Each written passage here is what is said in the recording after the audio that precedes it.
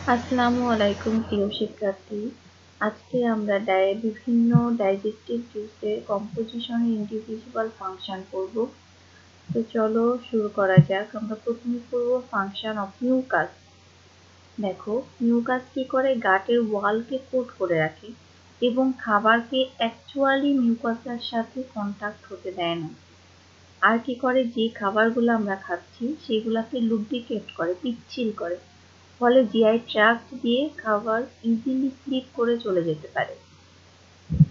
আর কি করে? GIT মিউকাসটাকে mechanical এবং কেমিক্যাল ইনজুরির হাত থেকে রক্ষা করে। যদি খাবারগুলা ইজিলি স্লিপ করে যায়, যে পিচ্ছিল অবস্থা তৈরি হয়, তার ফলেই কিন্তু ইনজুরিটা প্রিভেন্ট হয়। এবং যে খাবারগুলাকে অ্যাকচুয়ালি কন্টাক্ট হতে দিচ্ছে না, মিউকাসের যে একটা ওয়াল আছে, এই কারণেই কিন্তু ইনজুরি হচ্ছে না। তাহলে কতটা প্রোটেক্টিভ। এরপরে আসি function of saliva. Salivary function কি? দেখো, মেকানিক্যাল ফাংশন। আমরা যে কথা বলছি, খাবারের টেস্ট নিচ্ছি, এগুলাতেও কিন্তু স্যালাইভার ভূমিকা আছে। এরপরে দেখো মাস্টিকেশন অফ ফুড, মানে কি? খাবার আমরা যে চাবাচ্ছি, তারপরে খাবারের যে বোলাস ফর্মেশন, বোলাস ফর্মেশন মানে পিণ্ড তৈরি মুখের মধ্যে, এবং তারপরে আমরা খাবারকে গিলে ফেলছি। তো এই পুরো ঘটনাকে একটা লাইনে বলা হয় মাস্টিকেশন অফ ফুড, বোলাস ফর্মেশন এবং সোয়ালোইং অফ ফুড। এরপরে দেখো, স্যালাইভা প্রতিনিয়ত কি করছে? ঝাড়ুদারের কাজ করছে। মুখের মধ্যে ওরাল ক্যাভিটিকে প্রতিনিয়ত পরিষ্কার করে ওরাল ক্যাভিটিকে প্রোটেকশন করছে। স্যালাইভার কিন্তু ডাইজেস্টিভ ফাংশনও আছে। আমরা দেখেছি স্যালাইভার মধ্যে স্যালাইভারি অ্যামাইলেজ থাকে, যেটা স্টার্চ মানে কার্বোহাইড্রেট, সেটাকে ডাইজেস্ট করে ম্যালটোজ এবং ম্যালটোট্রায়োজে কনভার্ট করে। স্যালাইভার মধ্যে লাইপোলাইটিক এনজাইম থাকে, তার নাম লিঙ্গুয়াল লাইপেজ, সেটা ফ্যাট ডাইজেশনে হেল্প করে। স্যালাইভার আরও কাজ আছে। স্যালাইভা ওরাল হাইজিন মেনটেন করে। কিভাবে মেনটেন করে? ব্যাকটেরিয়া, ফুড পার্টিকেল এগুলাকে ওয়াশ আউট করে। এবং স্যালাইভার মধ্যে অ্যান্টিবডি থাকে, লাইসোজাইম থাকে, থায়াজাইমেট থাকে, এইগুলা ব্যাকটেরিয়াকে কিল করে। এখানে কোশ্চেন আসে কোন অ্যান্টিবডি স্যালাইভাতে থাকে? উত্তর হবে আইজিএ। এরপর আসো গ্যাস্ট্রিক হাইড্রোক্লোরিক অ্যাসিডের ফাংশন, ভেরি ভেরি ইম্পর্টেন্ট। এর প্রথম কাজ কি? পেপসিনোজেনকে পেপসিনে কনভার্ট করে এবং অপটিমাম পিএইচ মেনটেন করে। পেপসিনের অ্যাক্টিভিটি শো করার জন্য অবশ্যই একটা অপটিমাম পিএইচ লাগে। তোমরা এনজাইম যখন আমি পড়িয়েছি তখন তোমাদেরকে পড়ানো হয়েছে যে অপটিমাম পিএইচে এনজাইম সবচেয়ে বেশি কাজ করে। তো পেপসিনের অপটিমাম পিএইচ হচ্ছে 1.5 থেকে 2, এবং এই অপটিমাম পিএইচটা মেনটেন করে কে? Hydrochloric acid. প্রোটিনকে ডিন্যাচারেশন করে। এই ডিন্যাচারেশন করার কারণে ডাইজেশন প্রসেসটা ইজি হয়। দেখো, আয়রনের ফেরিক ফর্ম থেকে ফেরাস ফর্মে কনভার্ট করে এবং ফেরাস ফর্মে আয়রন অ্যাবজর্পশন হয়। তাহলে হাইড্রোক্লোরিক অ্যাসিড আয়রন অ্যাবজর্পশনে হেল্প করে।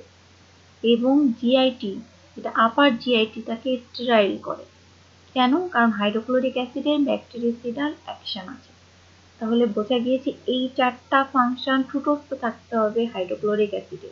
আমি বারবার বলছি, এটা খুবই গুরুত্বপূর্ণ। এরপরে আসো ফাংশন অফ গ্যাস্ট্রিক জুস। এই গ্যাস্ট্রিক জুসের মধ্যেই কিন্তু হাইড্রোক্লোরিক অ্যাসিড থাকে। তো আগে ইন্ডিভিজুয়ালি হাইড্রোক্লোরিক অ্যাসিডের ফাংশন বলা হয়েছে, এখন গ্যাস্ট্রিক জুস। এই গ্যাস্ট্রিক জুসের ফাংশন মনে রাখার একটা সহজ বুদ্ধি হচ্ছে চিন্তা করতে হবে যে গ্যাস্ট্রিক জুসের মধ্যে কি কি কম্পোজিশন আছে। তো আমরা কি কি জানি? একটা মিউকাস থাকে। তো মিউকাসের কাজ কি? এখানে জিজ্ঞেস করা হয়, যখনই বলবা তুমি গ্যাস্ট্রোডিউডেনাল মিউকোসা, কি করে? এই যে গ্যাস্ট্রোডিউডেনাল মিউকোসাকে অ্যাসিড পেপসিন ডাইজেশন থেকে প্রিভেন্ট করে।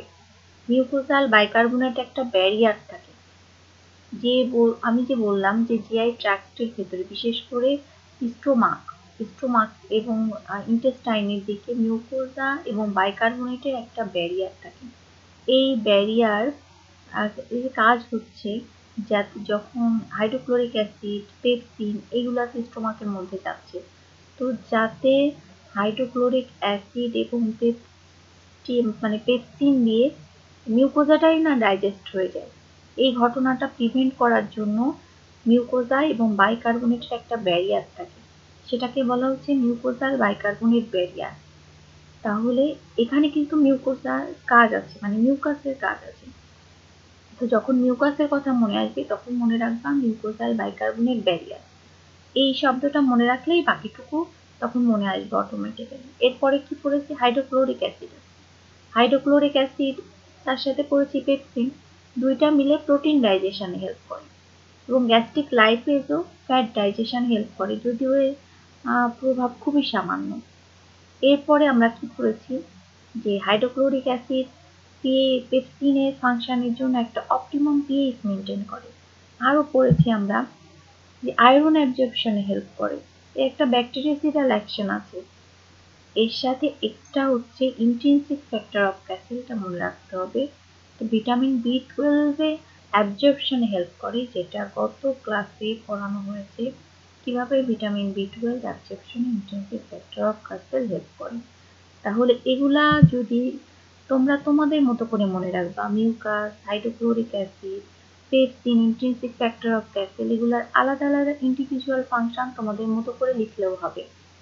যেমন আমি যখন স্টুডেন্ট ছিলাম আমি তখন মিউকোজার ফাংশনটা আগে লিখতাম, হাইড্রোক্লোরিক অ্যাসিডের যে 4টা ফাংশন আগে পড়ানো হয়েছে সেটা লিখতাম, এরপরে পেপসিনের ফাংশন, ইন্টেন্সিভ ফ্যাক্টর অফ ক্যাসেলের ফাংশন, 6-7টা এমনিতেই হয়ে যাবে। তো আশা করি তোমরা এগুলো সুন্দর করে পড়বা এবং এটা পড়ার পর আমি ইনশাল্লাহ পরবর্তী পোর্শনে চলে যাব। ততদিনে তোমরা এটা পড়া শেষ করো। আল্লাহ হাফেজ।